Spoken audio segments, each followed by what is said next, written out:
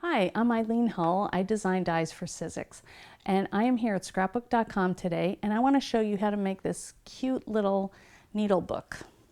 Okay, I put paper in here, but you could use it for felt, and I'm going to show you how we're going to make this into an actual needle book. Okay, so here is the die, and we've got score line in here, so you want to use the thick material like mat board or chipboard. What we're going to do today is we're going to cover mat board with metal, aluminum metal, and this is what I'm using, MD Hobby and Craft, and these are metal sheets. It comes 12 by 30, and I really like to use that.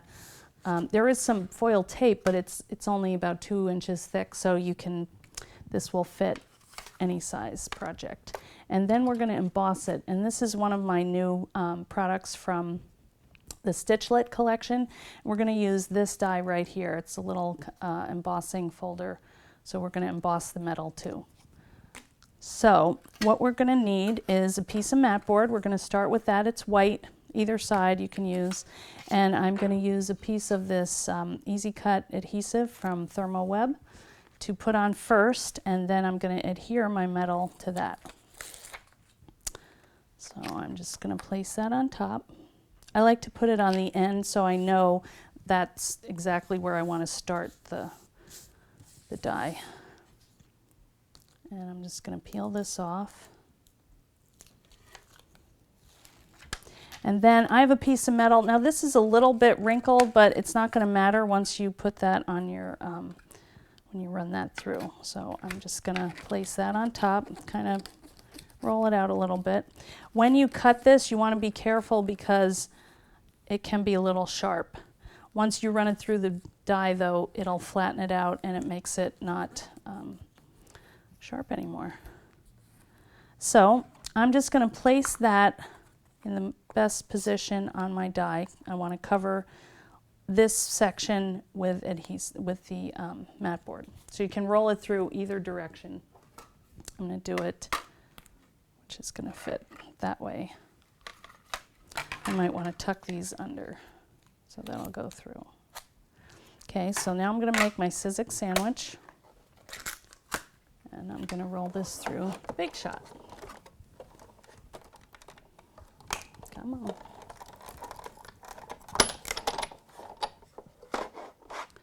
Now you want to remember that the right side faces the die. If it doesn't, then you're going to have the inside metal and the outside not metal because we have these score lines here.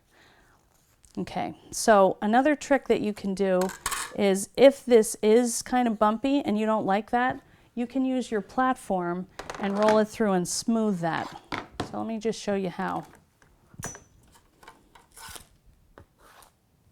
You're just going to lay that on your cutting pan. You want to have one that doesn't have a lot of impression, so like your newest, use your newest one to slide through. In fact, I might, no, they're about the same. I'm just going to roll that through. And that'll just flatten out anything that you have on there. But we're going to emboss it, so that didn't really matter. Just a little tip. Okay, so this had some bumps on it and that came through. That's actually kind of cool. I did that on purpose. Okay, so the next thing I'm going to do is I'm going to take my embossing folder and I'm going to position that on the front of my little needle case where I'd like. So I think on the sample one I did 2. On this one I'm just going to roll through 1 time. I'm going to use my platform. When you're embossing mat board, you want to use no tabs because the mat board is thick. You don't need any extra bulk there. So I'm going to place one down. And then that looks good. I think I'll put it right there. And then I'm going to put my other cutting pad on top and roll that through. And this is kind of a subtle pattern because it's a kind of a stitching pattern which fits because it's a needle book. Isn't that cool? Nice and pretty. So if we wanted, we could do the other side and reverse it and it would press the in. Let's do one just to see. So what I did was just turn the folder over. So when you run this through, you're going to get an emboss and a deboss. This side we're going to have is a deboss.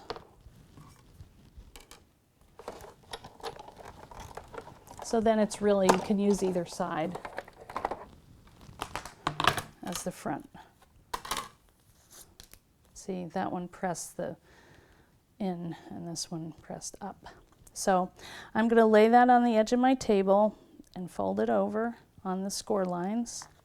And then I want to show you how to cut a page. Well, what we're going to use it for is an actual needle book. So I'm going to use felt, and I just have a nice piece of wool felt here. So I'm going to get my die and lay this on here. It doesn't really matter which side. And I'm just going to trim a piece to size. And I'm going to lay this right before that score line. And that's going to cut, whoops, it's going to cut me a double page. And I'm going to run that through.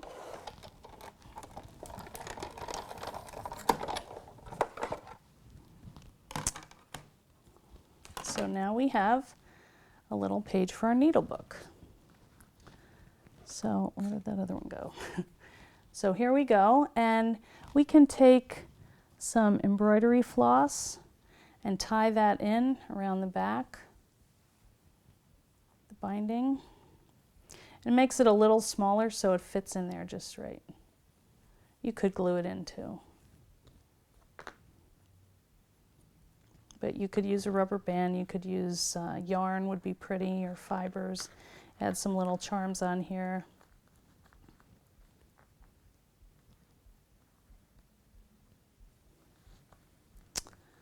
And there you have a little needle book. So you can add all your needles and your little, maybe a little thing of scissors, because you still have some room in here. And then on this one, I die cut a couple little flowers and a button, and I just added that on. And then I just used a hair elastic to keep it closed. So on this one I made a little mini album and just added some pages in there. I'll show you a couple others. Here's one done with graphic 45 pages, and they've used, that's actually the recipe card die. So she made little pages to fit in there and a little Velcro closure. And here is another one, and she made a kind of, I like how she did that closure. She just punched 2 holes and put an elastic in there. And then she did actually outfit it as kind of a vintage sewing kit. And here she used one of my stitchlet dies to bind this together. So that's cool. This one is die cut from denim. And she also stitched up the center and used this for her needles, which I love. She cut 2 and sewed them together. And here's another little sewing book, which is really cute too. So I think you can see there's a lot of different ways you can use this die. I really love the needle book, and I hope you make one too. Thanks for watching.